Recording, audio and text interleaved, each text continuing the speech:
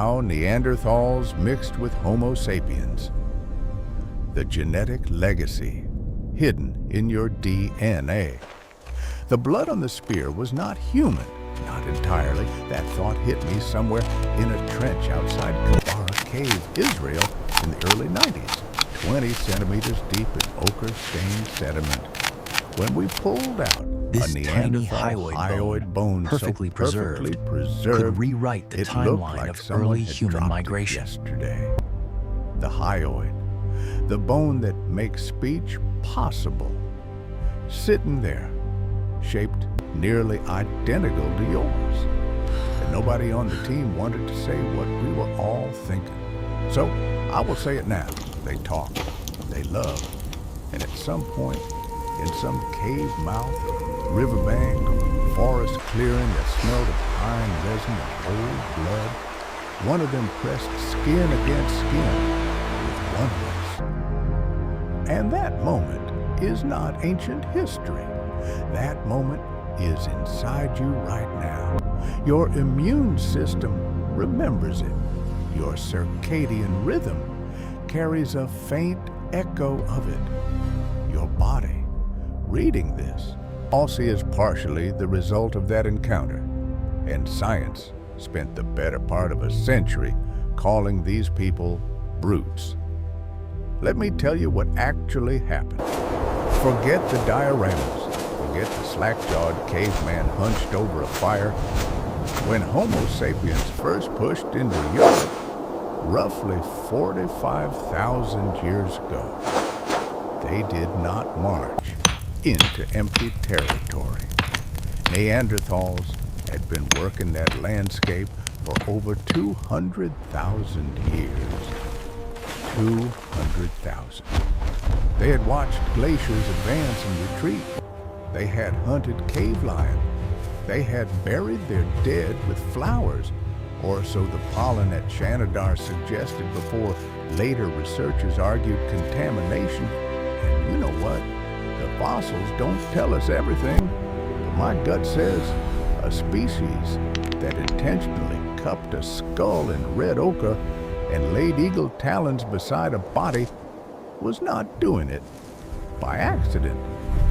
The meeting between these two populations was not a single event. It was a slow, grinding, intermittent collision spread across millennia and thousands of kilometers. And the genetics have forced us to rewrite almost everything. In 2010, Svante Pääbo and his team at the Max Planck Institute published something that detonated the standard model of human origins like a thermal lance through ice. They had sequenced the Neanderthal genome from bone fragments found in Vindaja Cave, Croatia. The result was staggering. Modern humans outside sub-Saharan Africa carry between 1% and 4% Neanderthal DNA. Some East Asian populations push closer to 4%. Some Melanesian groups carry additional Denisovan sequences on top of that. We did not replace Neanderthals. We absorbed them. Stop for a moment. Really let that land. The narrative we were sold for decades, the one that cast Homo sapiens as the victorious, cognitively superior species that outcompeted and replaced a failing lineage, is not just incomplete, it is embarrassingly wrong. These were not two billiard balls bouncing off each other. They were two populations that met, communicated at some level, traded possibly, fought certainly, and sometimes chose each other. I want you to think about what that choice meant. Not genetically, personally. Imagine her. Not a reconstruction, a real individual. She lived somewhere in the Levant, perhaps near what is now Mount Carmel in Israel, to roughly 50 to 60,000 years ago. She was probably no taller than 5'4", built like a wrestler, with a brow ridge that caught the morning light and a nose wide enough to pre-warm the cold steppe air before it hit her lungs. That nose was not primitive. It was engineered by 200 millennia of brutal selection for respiratory efficiency in cold, dry environments. Her hands, I promise you, were extraordinary. The Neanderthal grip, based on the muscle attachment points on their metacarpals, was strong enough to crush your hand in a handshake that you would remember for the rest of your life. She hunted. The isotope data from Neanderthal collagen consistently shows a dietary signature dominated by large game. Not scavenged, hunted. There are wounds on mammoth bones, thrusting spear wounds that correspond to attack from the front, from close quarters. Which means someone stood in front of a mammoth and stabbed it in the chest, and that someone had a plan for what came next. Standard archaeology likes to portray this as impulsive, close-range brute force hunting, born of cognitive limitation. If you've ever been close enough to a large bovid to smell its breath, you know that walking straight at something that weighs 3 tons requires not stupidity, but extraordinary, calculated nerve. The spears at Schöningen, Germany, all tell you everything the textbooks skip. 8 wooden throwing spears, 400,000 years old, made from spruce wood, selected specifically from the base of young trees where the grain runs straightest and the flex is optimal. They are not fire-hardened sticks. They are engineered projectiles. The center of gravity sits at roughly 1/3 of the shaft length, exactly where modern javelin design places it. Whoever made these understood physics through practice so deep it had become reflex. That is not instinct, that is knowledge, accumulated and transmitted. And transmission is the key word, because Neanderthal culture was not static. The Châtel-Perronian tool industry, which appears in France and northern Spain right at the moment of Homo sapiens contact, shows Neanderthals adopting bladeless technology in personal ornaments, perforated animal teeth worn as jewelry that look strikingly modern. The debate over whether they invented this independently or copied it from Homo sapiens contact has been grinding for 30 years. The fossils don't tell us everything, but the geographic and temporal distribution makes the diffusion hypothesis genuinely compelling. They saw something, recognized its value, and adapted it. That is not the behavior of a species incapable of symbolic thought. The bone tools from Aubry-Perroni and Pech des Laz in the Dordogne region of France collapse another comfortable assumption. These are lissoirs, smoothing tools made from carefully selected rib fragments of large ungulates, polished to a working edge used to process hides. Modern hide workers use nearly identical tools today. The Neanderthal specimens predate the arrival of Homo sapiens in that region. Nobody handed them this technology. They developed it because the problem demanded a solution, and they found one. But back to the contact, back to the skin, and the decision. The genetic signal tells us that the primary interbreeding events happened early. The introgressed sequences appear to derive from a small number of encounters, perhaps one major event in the Near East, as sapiens populations first exited Africa, and possibly additional events in East Asia.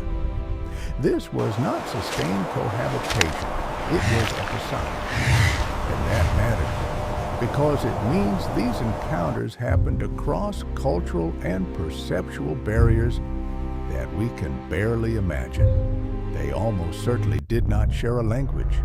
Their vocal anatomy, based on the Kebara hyoid and the geometry of the reconstructed Neanderthal basic cranium, suggests they could produce a range of sounds, but the exact nature of their communication system remains genuinely unknown.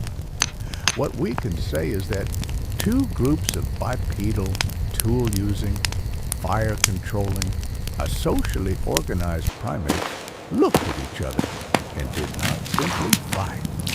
Sometimes they did not fight at all. I've had colleagues tell me with complete confidence that these pairings were coercive, raids, capture.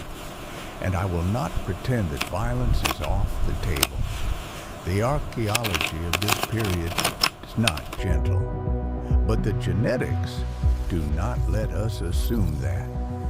The introgressed sequences are not exclusively or even predominantly those that would survive random capture events. Some of the Neanderthal variants that persisted in modern human genomes are ones that conferred immediate adaptive advantage, particularly immune-related genes in the HLA complex, the body's pathogen recognition system. Population entering a new continent would encounter novel pathogens. A partner from a lineage that had spent 200,000 years fighting those pathogens was not just physically attractive.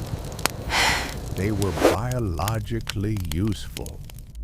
The DNA that got passed down may have survived because it worked. Your immune system is partly Neanderthal. Read that again.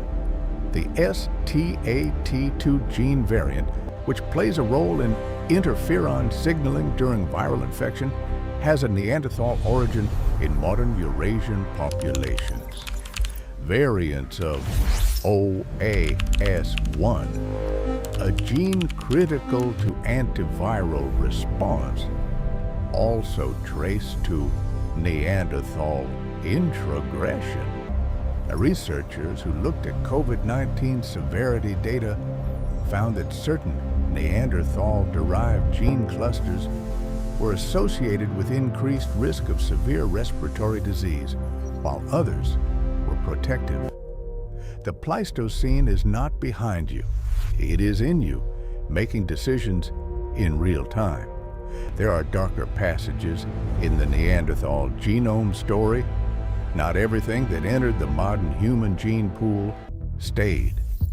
Computational analyses have identified what geneticists call deserts of Neanderthal ancestry, or regions of the modern human genome where Neanderthal sequences are almost entirely absent. The X chromosome shows particularly low Neanderthal introgression. This pattern suggests that some hybrid offspring were less fertile, particularly males, a classic symptom of incipient reproductive isolation between diverged populations. The mixing worked partially, not cleanly. It left scars in the genome that we are still mapping. And then, 30,000 years ago, give or take, our Neanderthals were gone. Not cleanly, not Forced in a single southward event. by the encroaching They cold, faded. the last remaining Population by Neanderthals found their population final refuge in across the Iberian Europe and Peninsula Western and the Asia, Balkans. their sites going dark in a sequence that took 10,000 years to complete. They did not vanish overnight. They eroded. I have been at enough excavations to know what a population in collapse looks like in the archaeological record. The sites get smaller. The evidence for long-distance social networks, which you can track through the distribution of high-quality flint from distant sources, contracts. The diversity of tools narrows, and then there is simply nothing. The standard explanations are climate, competition, demographic disadvantage from smaller group sizes, lower birth rates, disease introduced by the new arrivals. All of these are probably true in varying proportions across different regions and different moments. The fossils don't tell us everything, but what they tell us is that this was not a battle. It was an unraveling, and something got carried forward. That elder, the one with the healed femur fracture, documented that Shanidar Cave could not have survived that injury alone. A mid-shaft femur break in a Pleistocene hunting society is a death sentence without sustained care from others. He survived. He healed. He lived long enough to show the bone remodeling that tells us he walked on that leg for years after the break. Someone fed him or could contribute nothing physically. That could contribute nothing physically. That is not brute behavior. That is us. And maybe that is the thing that made the contact possible. When Homo sapiens and Neanderthals finally stood in the same firelight and made whatever choices they made, maybe they recognized something not consciously articulated in any language either group possessed. Felt the way you feel when you watch someone care for an injured person without being asked. A recognition that crosses the barrier of difference and lands somewhere older than language, older than species designation, older than anything anthropology has a clean term for. 2%. Roughly 2% of your genome. If your ancestry traces to outside sub-Saharan Africa, came from that contact. 2% does not sound like much until you remember that 2% of 3 billion base pairs is 60 million nucleotides sitting in your cells right now. Originally copied from a being your textbook spent a century calling subhuman. They were not subhuman. They were human in ways we are still discovering and not yet humble enough to fully admit. They made tools that require teaching to replicate. They cared for their sick. They wore pigment, possibly on their skin, possibly on their tools, possibly on things that did not survive into the fossil record. They watched their children die in cold winters and tried to figure out why. They had preferences. They had failures. They had knowledge that died with them irretrievably.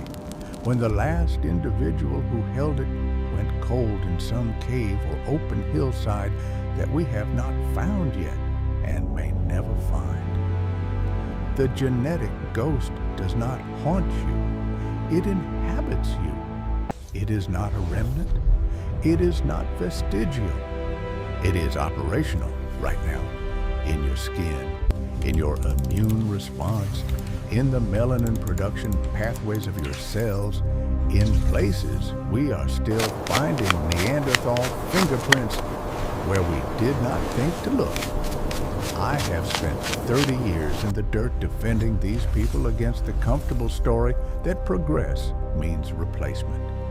It does not. Progress is messier and more intimate and stranger than that. The real story of how we became modern humans is not a triumph. It is a merger. incomplete, fractured, sometimes violent, but real. And somewhere in that merger, in a moment no camera recorded and no fossil preserved, someone made a choice that is still alive in you.